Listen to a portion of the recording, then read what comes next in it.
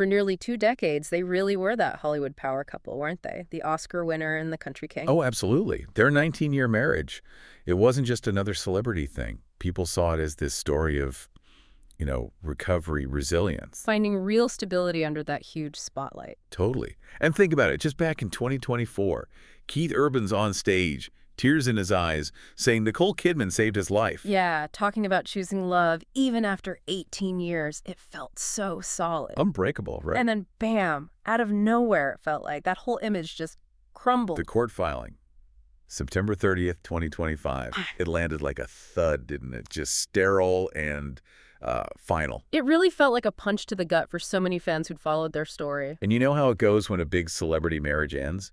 The silence gets filled fast with 1,000 different rumors. But there was one headline that just seemed to cut through all the noise. Yeah. It went supernova, really, the one everyone grabbed onto. Exactly. The one that gave people that emotional hook they needed. A clear villain, a clear reason. The viral claim. Nicole Kidman's heartbreak, Keith Urban's cruel texts exposed. Okay, so let's really dive into this, because you, listening, you've sent us a mountain of material, gossip columns, legal docs, interviews that seem to contradict each other. Right. And our job here in this deep dive is to try and separate the, let's call it narrative fiction, this whole cruel texts angle, from the much more complex and honestly tragic truth of why this marriage actually broke down. Yeah, this seems to be a story about immense pressure, maybe career friction, and definitely a massive communication breakdown, but crucially, one that happened without any scandalous texts. And that's the twist, isn't it? The central allegation, the texts themselves. It's, Yeah. well, it's factually impossible. It's impossible. Yeah, and the reason why it's impossible is maybe the most fascinating part of their whole relationship history. Okay, this is where it gets interesting. So if you're keen on getting past the spin and understanding what might have really gone down, make sure you're subscribed to the deep dive. Because we're about to unravel the very strange case of the digital betrayal that never actually happened digitally. So where did this whole cruel texts story even start? It seems to trace back mainly to the Australian gossip magazine Woman's Day and their online platform, Now to Love. That's where the narrative really took off. And the story they pushed, it painted a very specific picture, right? The unfaithful artist trope. Exactly. They quoted an alleged insider who claimed Kidman was convinced Keith took inspiration from their personal messages for songs on his new album. Wow, so turning their private life into commercial material, that's a heavy accusation. It really is. And the source added that when she confronted him about it, Urban supposedly went silent and refused to address the issue. Which in that narrative reads as confirmation. Silence equals guilt. The communication breakdown made literal. It's a powerful story because it feels familiar, right? Who hasn't had a text misunderstood? It makes the collapse seem almost relatable. But here's the bombshell you mentioned. The reality is, For their entire 19-year relationship, this couple famously, very publicly, had a strict no texting policy. wait, no texting for 19 years. In this day and age. None. Zero. And this wasn't some secret rule. It was a cornerstone of their relationship. Kidman talked about it openly in interviews for, well, over a decade. That's kind of wild dedication, isn't it? How did they manage that? She explained it quite a bit. She said, especially with their careers keeping them apart so often, they prioritize real connection. My husband and I never text each other. We never do. That's a direct quote. So what was the reasoning? Just preferring calls? Well, initially, she said back in 2005, she literally didn't know how to text. But then it became a conscious choice. She felt texting could be easily misinterpreted. She said, we just do voice-to-voice or skin-to-skin, as we always say. We talk all the time and we FaceTime, but we just don't text because I feel like texting can be misrepresentative at times. I don't want that between my lover and I. Okay, so years of public statements about a voice-first, no-text policy, directly contradicting this viral headline about cruel texts. Precisely. It just doesn't add up. And when you look at the source, Woman's Day, I mean, it's a huge gossip outlet, but media scholars often point out their stories can be, let's say, creatively embellished. Right. Some academics have basically called that kind of reporting fantasy or highly exaggerated, designed more for emotional impact than factual accuracy. So the conclusion seems pretty clear then. The cruel texts story wasn't really reporting. It feels more like a narrative device. Exactly. A strategically crafted one. It gave the public a simple, emotionally charged explanation for a breakup that was actually way more complicated and drawn out It's easier to digest than ambiguity. Which brings us to this, like, deep irony, doesn't it? Oh, it's profoundly ironic. The very rule they set up to protect their communication, to keep it clear and authentic. That dedication to the medium of communication. Right. It couldn't save the actual content of their communication in the end. They nailed the perfect digital relationship structure, only for the real person-to-person connection to apparently falter. And that failure, it seems, wasn't sudden.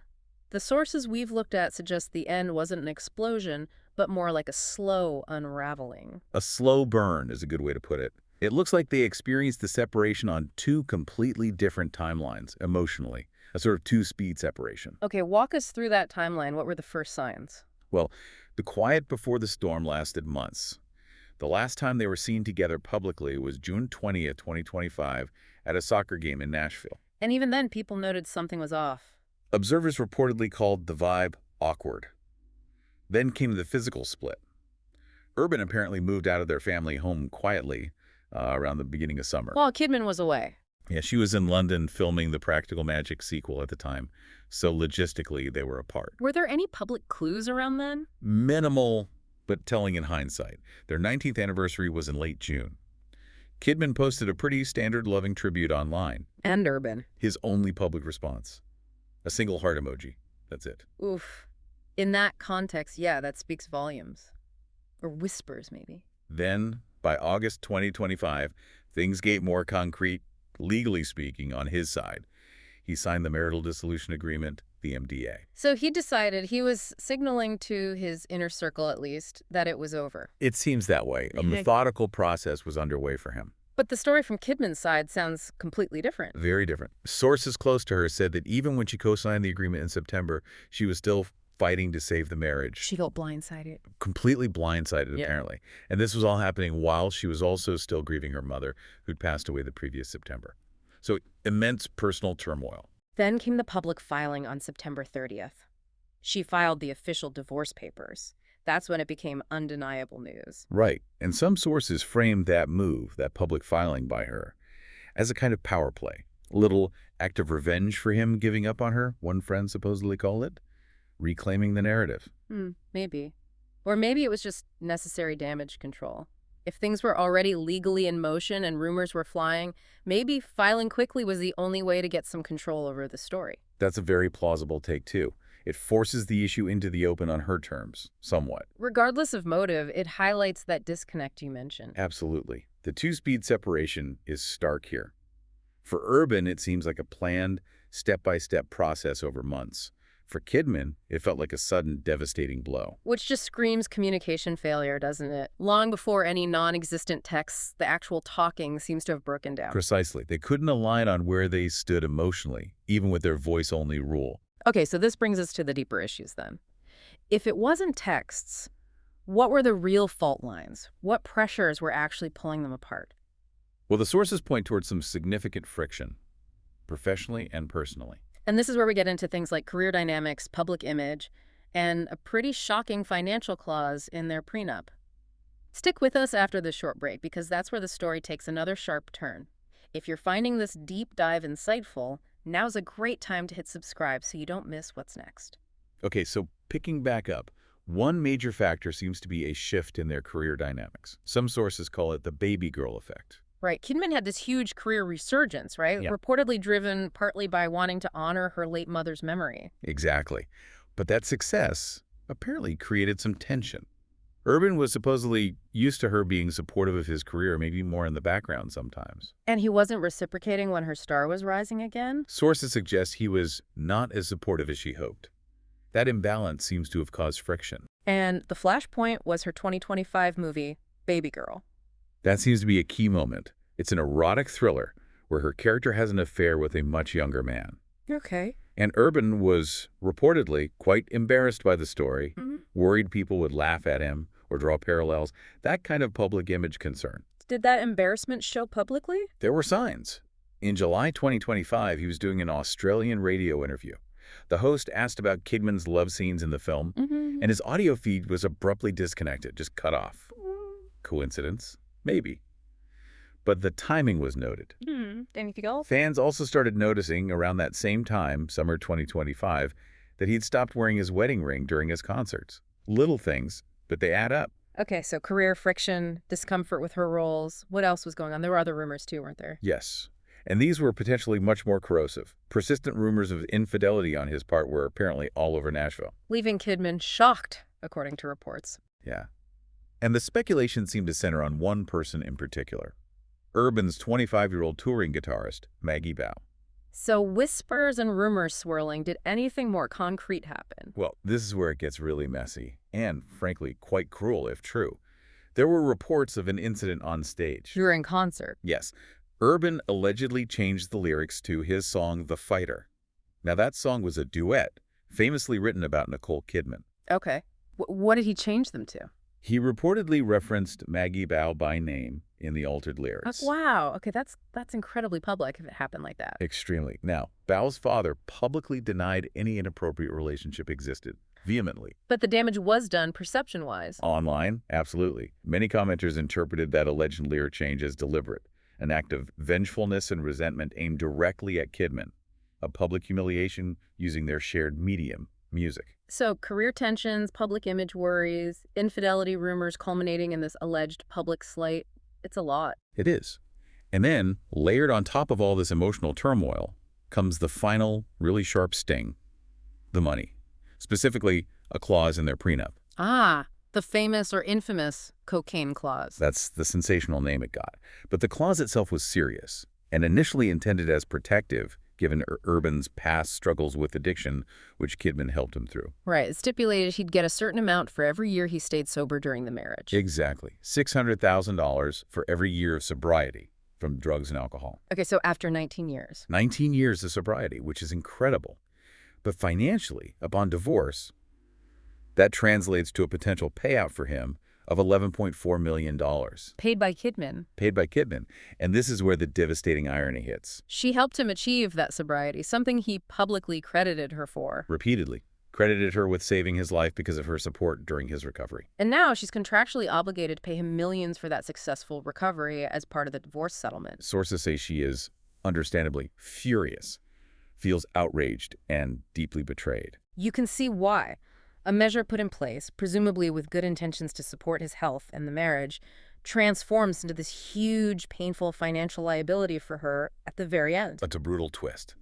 And then finally, just touching on the family aspect, revealed in the agreement. The custody details. Yes. The agreement names Kidman the primary residential parent. Their 2 daughters are set to spend 306 days a year with her. And only 59 days with Urban. That sounds very unbalanced on paper. It does sound stark, but realistically, it might just be formalizing the reality that already existed for years. Because of his touring schedule. Exactly. He travels extensively for work, so Kidman was likely always the parent, providing that day-to-day constant presence. But seeing it written down, 306 versus 59, it still underscores the division of their lives and parental roles. Okay, so let's try and pull all these threads together. The big takeaway, that explosive headline about cruel texts. Total fiction. A narrative device. Right. It simplified things, gave a neat villain, but the reality seems much messier. The true cause wasn't one single digital betrayal. It looks more like a gradual erosion. A death by 1,000 cuts, really. Diverging career paths, maybe discomfort with shifting power dynamics. Corrosive public rumors, whether true or not, doing damage. And underpinning it all, a fundamental breakdown in intimacy and authentic communication, ironically, despite their efforts to manage the way they communicated. And the final tragedy, the real bitter irony here, is that this partnership, which survived something as massive as addiction recovery, facing down those demons together. And endured decades of intense global fame. Yeah, all of that. It couldn't ultimately withstand the perhaps more common, insidious pressure of just 2 people growing apart under strain. And that staggering financial kicker, the $11.4 million payout tied to the sobriety she supported. That's the final painful note. It really leaves you thinking, doesn't it? Yeah. What happens when a legal safeguard, like that prenup clause designed to protect the marriage and support recovery, ends up becoming the very instrument of financial pain and resentment in the divorce? Something heavy to mull over, for sure. You've been listening to The Deep Dive, where we unpack the stories behind the headlines in Hollywood, music, and pop culture. Thanks so much for tuning in with us. And hey, don't forget to subscribe, if you haven't already, for more deep dives that aim to keep the stars shining. or at least understand why they sometimes fall.